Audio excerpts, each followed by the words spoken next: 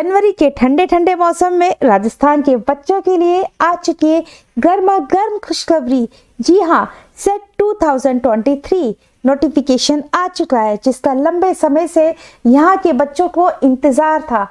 State eligibility test, जिसको हम set के नाम से जानते हैं, ऐसे सभी बच्चे जो कि पीजी कर चुके हैं या पीजी के स्टूडेंट हैं, वो सेट का लंबे समय से इंतजार कर रहे थे और 2023 में होने जा रहा है सेट का एग्जाम। बच्चों, जिस तरह से CSIR नेट का एग्जाम कंडक्ट कराता है, जो कि साइंस एंड टेक्नोलॉजी स्ट्रीम्स के स्टूडेंट्स के लिए होता है, UGC के द्वारा नेट एग्जाम कंडक्ट कराया जाता है, जो कि हमारे ह्यूमैनिटीज एंड कॉमर्स स्ट्रीम्स के स्टूडेंट्स के लिए होता है।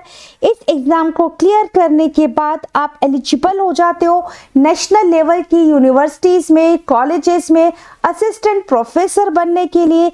इसी तरह अगर आप सेट एग्जाम को क्लियर कर लेते हो, जो कि स्टेट लेवल पर होने वाला एक एलिजिबिलिटी टेस्ट होता है, इस एग्जाम को आप क्लियर कर लेते हो तो आप एलिजिबल हो जाते हो उस स्टेट के यूनिवर्सिटीज में, उस स्टेट के प्राइवेट कॉलेजेस में, गवर्नमेंट कॉलेजेस में असिस्टेंट प्रोफेसर होने के लिए। ध्यान में रखिएगा, ये सिर्फ आपको एलिजिबिलिटी देता है। इसका मतलब है कि जब वैकेंसीज आएंगी तो आप एलिजिबल हो उन वैकेंसीज में अपने फॉर्म को लगाने के लिए।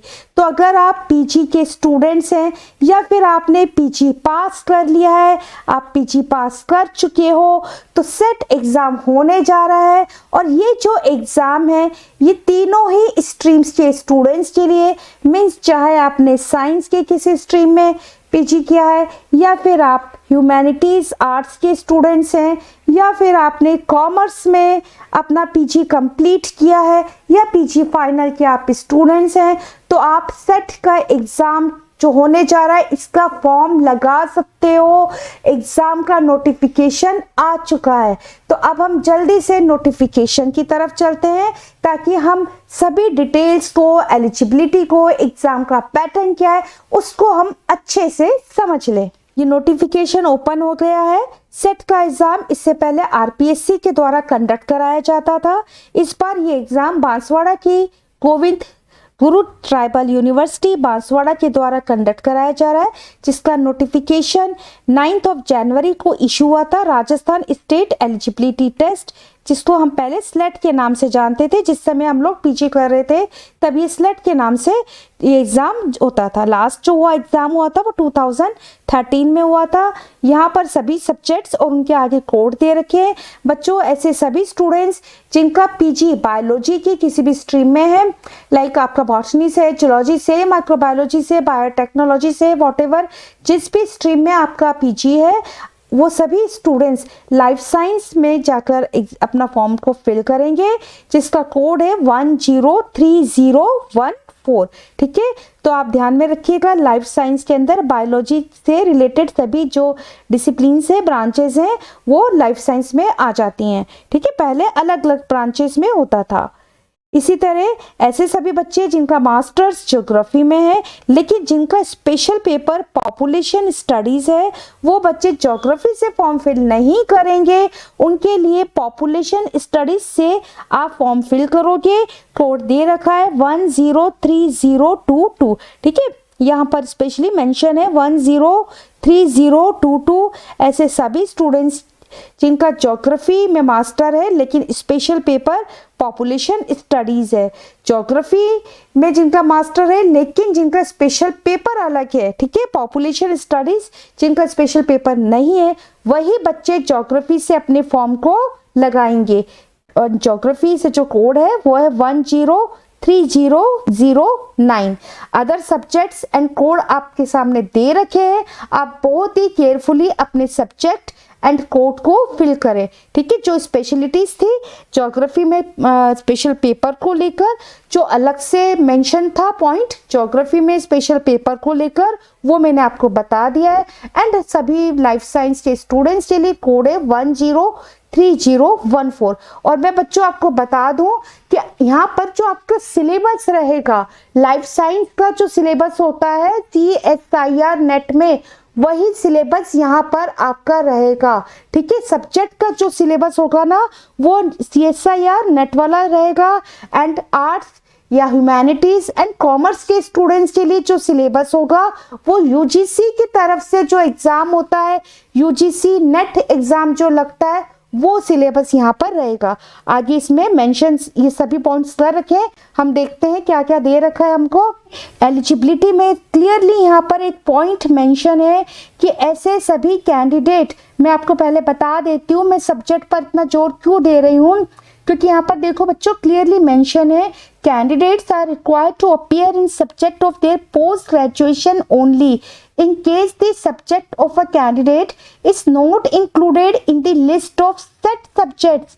The candidate may appear in UGC NET or UGC CSIR NET which is held twice a year. इसका मतलब है कि यहाँ पर सेट सब्जेक्ट की लिस्ट में जो जो आपको सब्जेक्ट दे रखे हैं, अगर उन सब्जेक्ट्स में ही आपका PG है तो आप अपना फॉर्म यहाँ पर लगा सकते हो। ठीक है, ऐसे सब्जेक्ट जो कि UGC नेट या CSIR नेट के द्वारा जो एलिजिबिलिटी टेस्ट होता है उसमें जो सब्जेक्ट्स दे रखे हैं और वो सब्जेक्ट सेट सब्जेक्ट की लिस्ट में नहीं है तो आप एलिजिबल नहीं हो, आप UGC नेट या फिर CSIR नेट के एग्जाम में अपने फॉर्म को फिल करेंगे। ठीक है, तो ये पॉइंट आप ध्यान में रखिएगा। अदरवाइज मैंने ज्योग्राफी में जो पॉइंट था स्पेशल पेपर का वो भी आपको बता दिया है, एंड लाइफ साइंस के लिए भी मैंने आपको बता दिया है। अब हम एलिजिबिलिटी की कुछ और कंडीशंस को देख लेते हैं।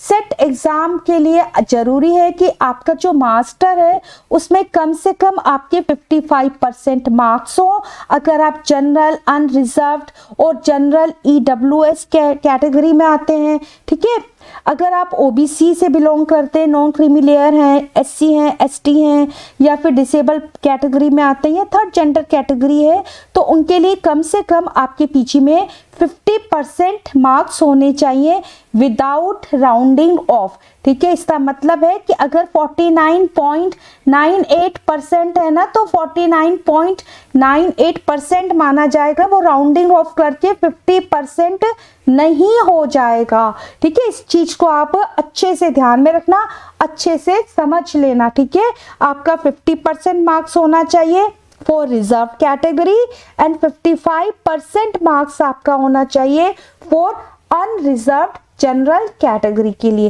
क्लियर हो गया। इसके बाद हम सेकंड पॉइंट पर चलते हैं कि ऐसे बच्चे जो अभी अपना मास्टर कर रहे हैं, ठीक है, वो भी सेट एग्जाम के लिए एलिजिबल हो, जिनका रिजल्ट अभी अवेटेड है, वो बच्चे भी सेट एग्जाम के लिए एलिजिबल हैं। आप अपना फॉर्म लगा सकते हो, लेकिन जिस समय डॉक्यूमेंट वेरिफिकेशन होता है बच्चों, उस समय आपके पास में आपकी PG की मार्कशीट होनी चाहिए। ठीक है, अदरवाइज आप अपने फॉर्म को आप यहाँ पर लगा सकते हो। क्लियर हो गया। अब हम वैलिडिटी को देख लेते हैं।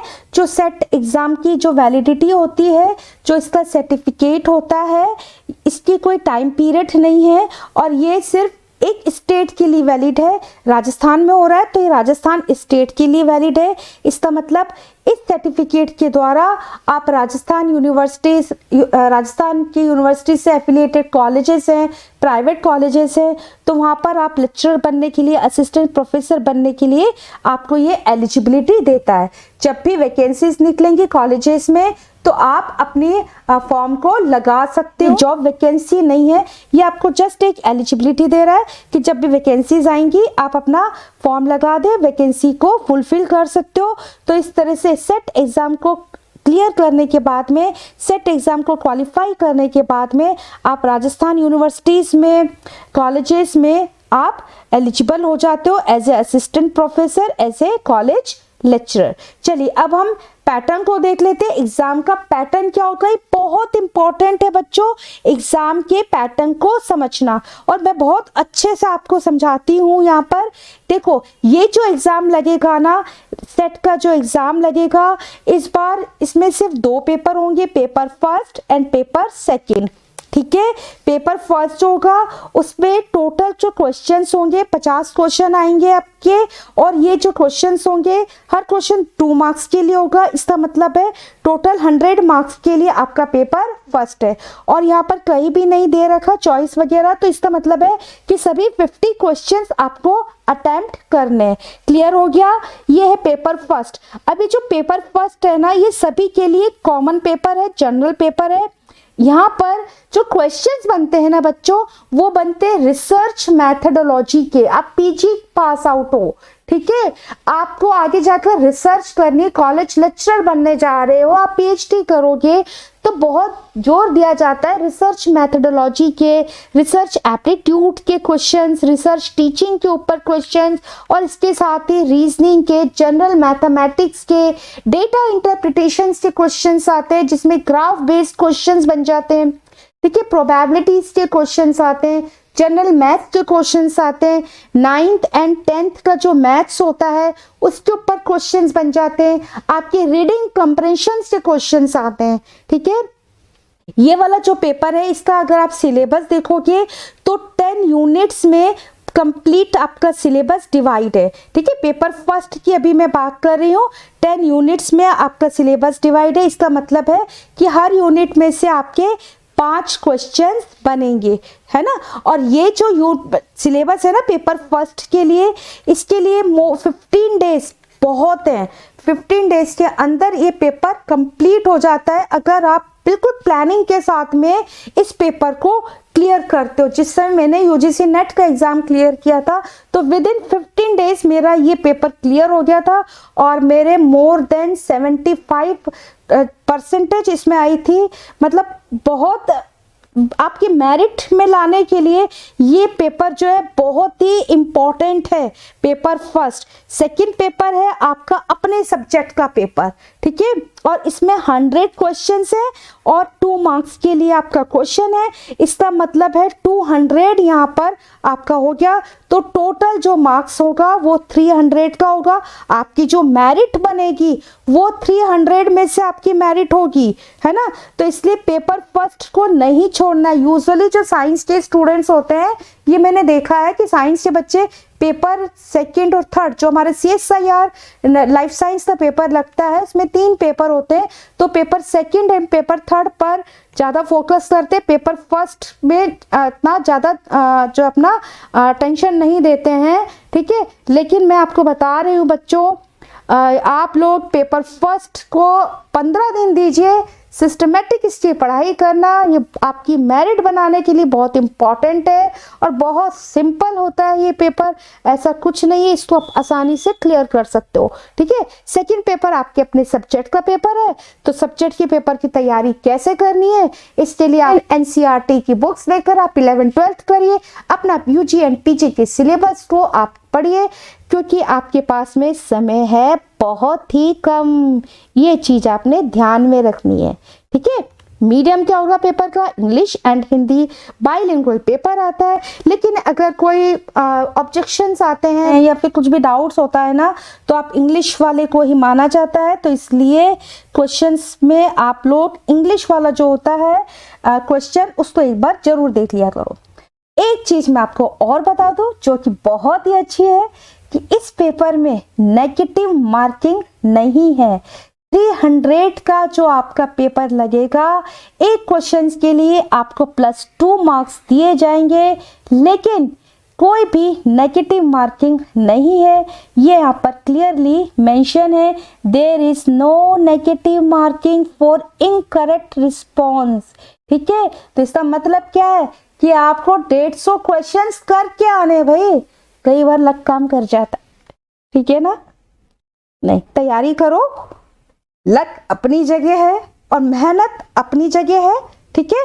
लेकिन 150 आपके क्वेश्चंस है, तो इनको अटेम्प्ट करके आना है, because there is no negative marking. और अनआंसर्ड और अनअटेम्प्ट क्वेश्चंस के लिए कोई मार्क्स आपको नहीं दिया जाएगा, ठीक है। सही आंसर के लिए आपको +2 मार्क्स दिया जाएगा।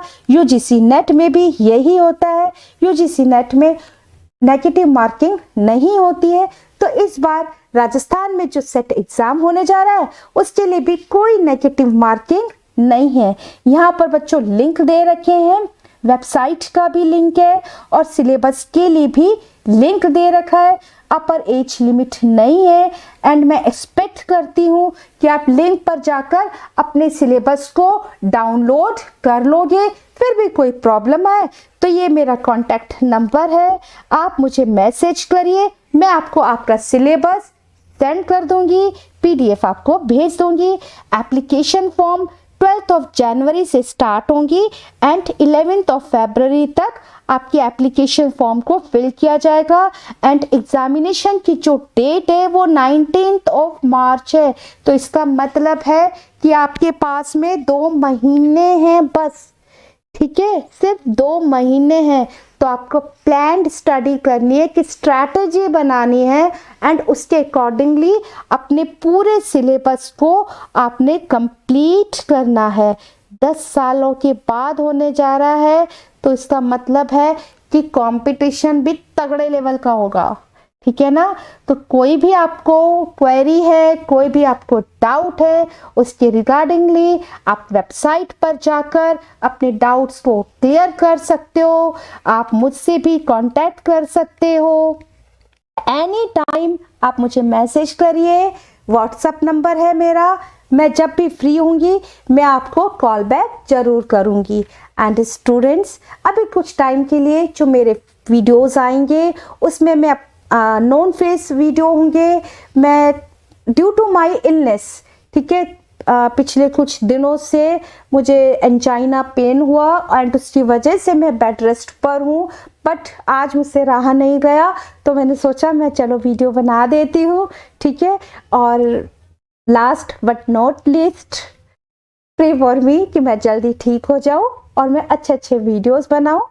Thank you so much students, channel को सब्सक्राइब करना मत भूलें। Thank you so much, love you all the best.